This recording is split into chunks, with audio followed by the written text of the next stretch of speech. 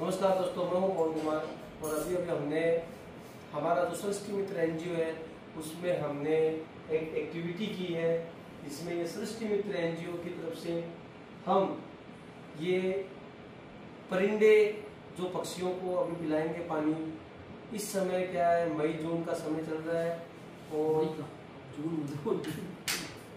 मई जून में ज़्यादा अप्रैल के बाद में गर्मी पड़ने लग जाती है। फिर बाद में क्या है कि गर्मी के कारण पक्षियों को पानी नहीं मिल पाता है, उससे पानी की वजह से उनकी मृत्यु हो सकती है।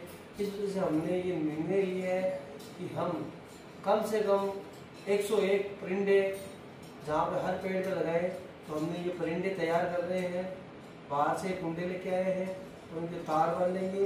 उसके बाद में हमारी सृष्टि मित्र एनजीओ का नाम लिखेंगे और उसके बाद में हम ये बाहर लगा के आएंगे। दोस्तों, मैं जो आज ही कर रहा हूँ एक्टिविटी, वो आप भी कर सकते हैं। ज़रूरी नहीं है कि ये कुंडे आप मोल लेके आओ। जो मटका पुराना होता है उसको काटो और 2 भाग करो, उसका आरी से काट लो, 2 भाग करके उसको उल्टा रख के और फिर उसको पेड़ के लटका दो या कहीं छत पे रख लो, उसमें भी आप पानी डाल सकते हो। तो मेरे तो कहने का मतलब यही है कि इस टाइम पे पक्षियों को पानी नहीं मिल पाता है, इस वजह से पक्षी बेचारे बेजुबान होते हैं। दूसरी बात, वो किसी को बोल के कह नहीं सकते और बेचारे पानी की प्यास से उनकी आंखों में इस टाइम पे आंसू से आते रहते हैं, तो वो बेचारे पानी की तरफ से उनकी मौत भी हो जाती है। तो आप सोचो कि पक्षियों के लिए पक्षी खतरे में अपने। फिर उसके बाद में जो आगे का जो मौसम आएगा उसमें हम पेड़ लगाएंगे। पेड़ के बारे में बताएंगे आपको किस तरह से लगाना है। कि जीवन में आदमी को 2 पेड़ जरूरी होते हैं। एक तो जीवन में वो खाता है, तब उस टाइम पे पेड़ चाहिए ऑक्सीजन के लिए, और दूसरा पेड़ जो उसकी अंतिम विदाई होती है तब पेड़ की जरूरत होती है। इसलिए 2 पेड़ तो निश्चय हो गया। आजकल क्या प्रदूषण इतना बढ़ गया है कि पूछो मत। प्रदूषण की वजह से क्या है कि मतलब बाहर का जो वातावरण है वो सुरक्षित नहीं है। अब जैसे महानगर है, वहाँ तो सांस लेना भी कठिनाई हो गई है।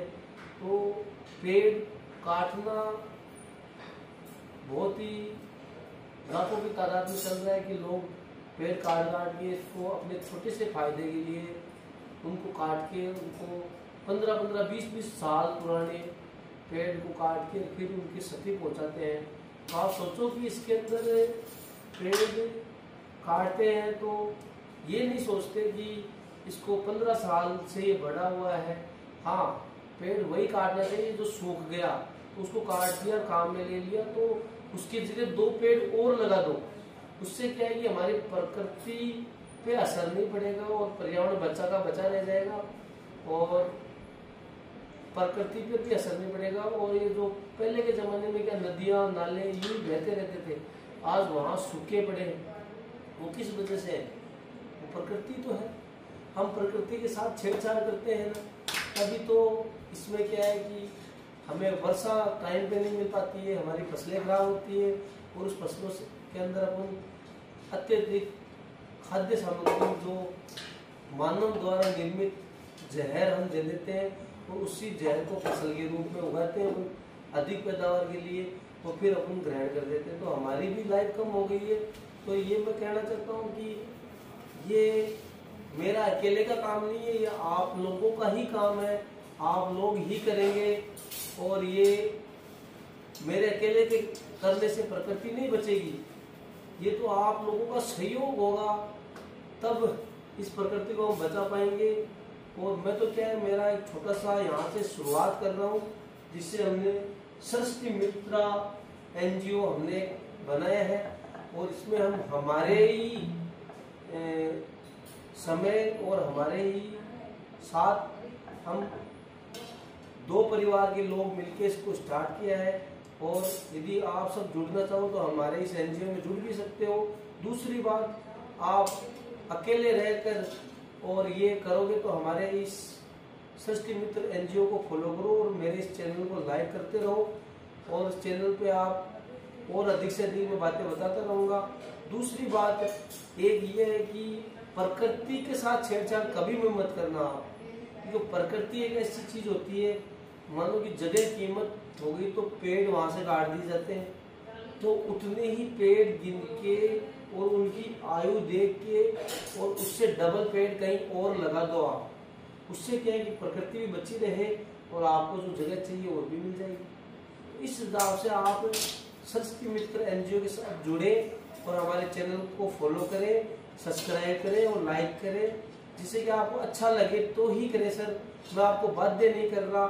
और आप हमारे साथ जुड़े रहेंगे तो कुछ ऐसी बातें बताऊंगा प्रकृति से जुड़ी, जो प्रकृति ही नहीं, आज के 100 साल बाद में जो आज आपका है, 100 साल पहले किसी और का था और आज के 100 साल बाद किसी और का होगा।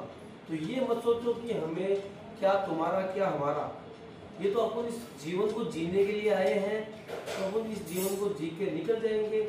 अब आप पे डिपेंड करता है कि किस तरह से आप इस जीवन को जीवोगे। ये चीज मैं नहीं कह रहा, ये आपके जो पूर्वज थे, जो जिन्होंने अच्छा काम कर दिया या जिन्होंने नाम कमाया है, अच्छी जगह बना ली, या तो उनका आज तक उनका इतिहास में नाम दिया जाता है। तो इस हिसाब से कि काम करके जाओ कि प्रकृति भी बची रहे और दुनिया के भी काम आए। जैसे एक फल फ्रूट का पौधा आपने लगाया तो आपके पीढ़ी दर पीढ़ी उनको फल खाएंगे। और हम क्या करते हैं कि पेड़, खेत में से पेड़, जाति का पेड़ होता है, वो बहुत ही रेयर होता है। मतलब कहने का मतलब एक जाति उगाने के लिए हमें कम से कम 30 वर्ष इंतजार